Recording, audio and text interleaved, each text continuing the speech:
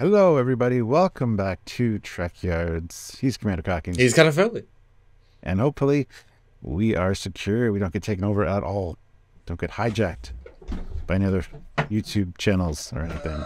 If we do, at least I got something that happened to be right there from filming, so I'm ready if they come a call in. As we know, they should be able to wide beam. It should be enough, Stuart. It should be enough. Hopefully. Unless the writers forgot you could wide beam, then it won't be enough. Oh, then they always do that, though, don't they? Anyway, I don't Stuart. have anything really close at hand. What the hell? Anyway. You got two robots, though, up there. Miniaturized. Yeah, that's true. It's true. Yeah, we want to talk about Starfleet today and the compromisation that has happened to the upper levels of Starfleet Command. It's a bad situation, guys.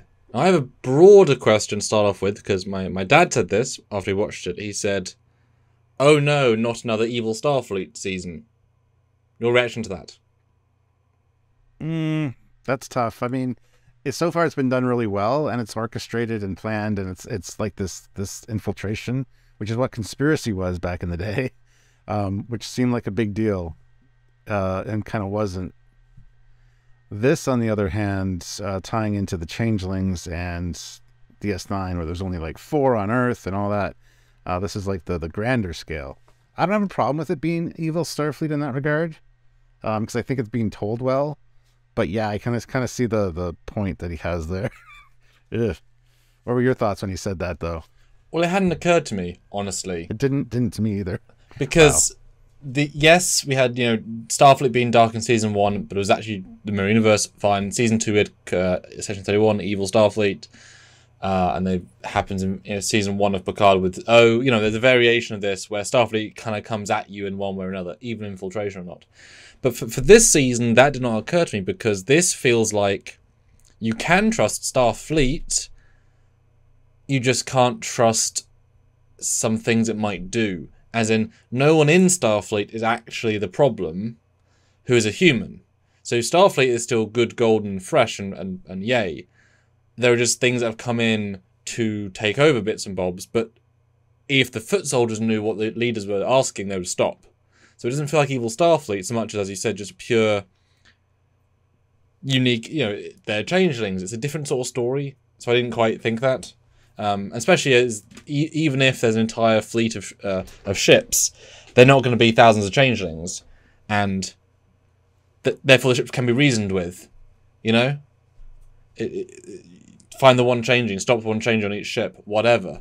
And it probably isn't the captain, because the captain would be so easy to work out he's not real. Because you say, "Captain, what was it like on a 3rd birthday or third anniversary of the ship?" There's ways of finding out.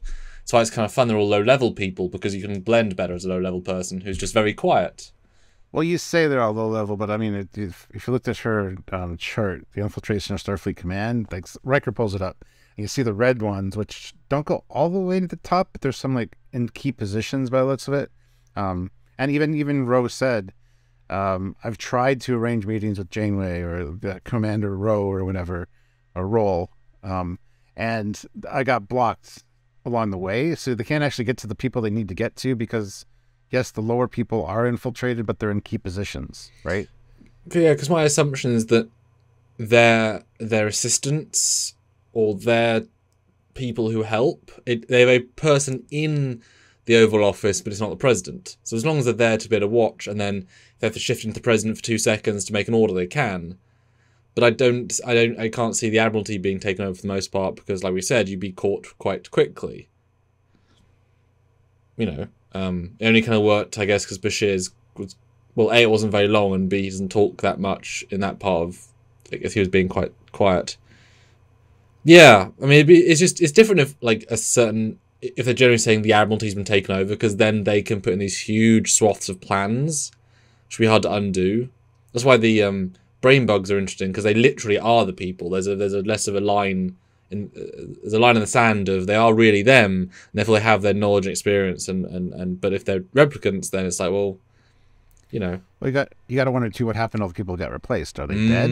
Are they just like, because it raises a lot of questions, because we did find the transporter chief guy on Titan in his closet, and as you said, I mean, with them scattered throughout the fleet and not in key positions, like being a transporter chief, when the plan actually goes into effect, whatever plan it is, you can beam people that aren't changelings off the bridge. And yep. Mm-hmm. So, I mean, yeah, you don't need to be in those key level positions until the moment's right. Yeah, but what happened to all the people they replaced? Like, are they in a prison somewhere? Have they been shuttled away? Are they dead? Because you can't really hide all those bodies necessarily. I mean, you could vaporize them with a phaser. Except that would set off the internal alarms, according to Star Trek 6. That's why you become the armory officer. Unless the writers forget about that. It's just like the wide beam setting. Well, I mean, you've seen Jack's phaser. Star Trek 6 is in the minds of the people, or at least 5 or 6 is in the minds. I mean, you would think that they would keep them alive because they have all their knowledge. But you'd also think that if you knew you're doing this grand scale, galaxy-wide ending destruction, yay, we're going to kill, finally, the Federation, you'd find some sort of mind probe device that could pull the memories out and have them as like a reference sheet for the changelings. Because once you kill the original host, the original information, well, you now have a limited cover. There's only so much you can do before you will be caught and stopped. But if you have them, you can go back and talk to them, ask questions, or probe their brain. So, and maybe you can assume that the guy killed the Titan guy just because he got pissed because the mission was going poorly, or something else happened. You can kind of extrapolate potentially. But it'd be weird just to kill them all. But, simple phase disintegration.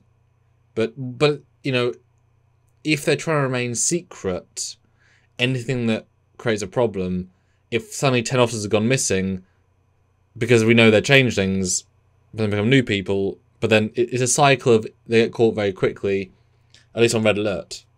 The idea of, now there are changelings in the fleet, and clearly Roe knows that, but it's not been overly broadcast, as it wouldn't be, but... Yeah. Well, it raises questions, and it is evil Starfleet, kind of, but not really. So... It's one of those things that it doesn't bother me that much. It's not as dark and grim as like the other seasons of. Because there's also good Starfleet. They can convince good captains if they've got once they get a way of working out who's who, they can get good Starfleet in. It wouldn't be that much of a challenge. I mean, honestly, they could even do that whole phaser pulse they did in DS9 on the bridge. I'm sure they can. I'm sure about react differently to a phaser. I mean, once you get the bridge secure, you've got a lot of potential for the ship. Yeah, it's the other thing too about the evolution of these changelings, how it's affected them or changed them, and also like the Starfleet, I guess, probably became a little more lax.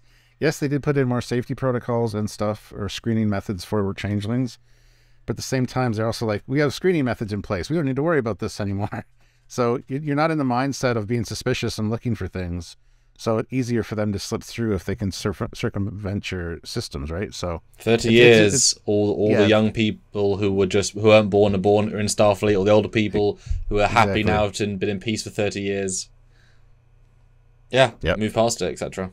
Yeah.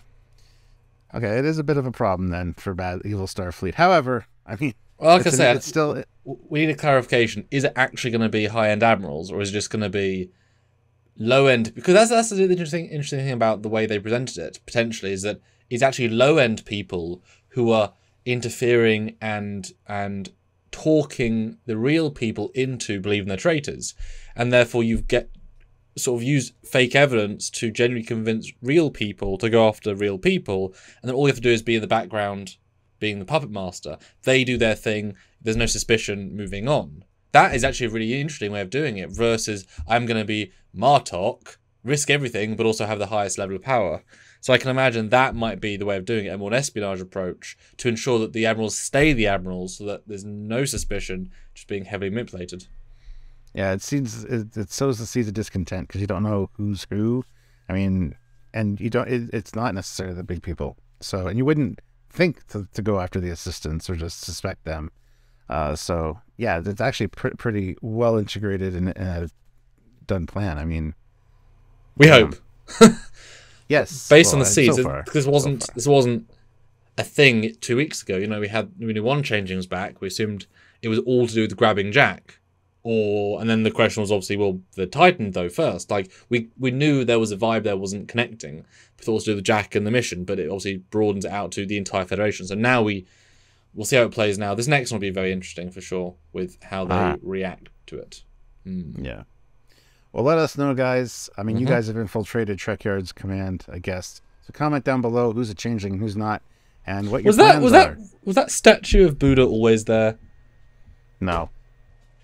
It's No, it 6.5 foot tall. I don't remember that. How did that get in here? This room's I'm sure it's fine. I'm sure it's.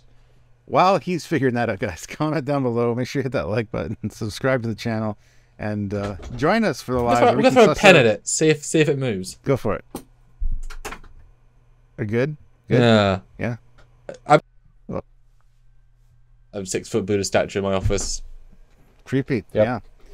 Yeah. But join us for the lives where you can talk to the Trekyards community and get a handle on who might be a changeling. Come and join us. And while you are there, if you aren't a changeling, you can support us directly, because all we do is all the stuff we do is free.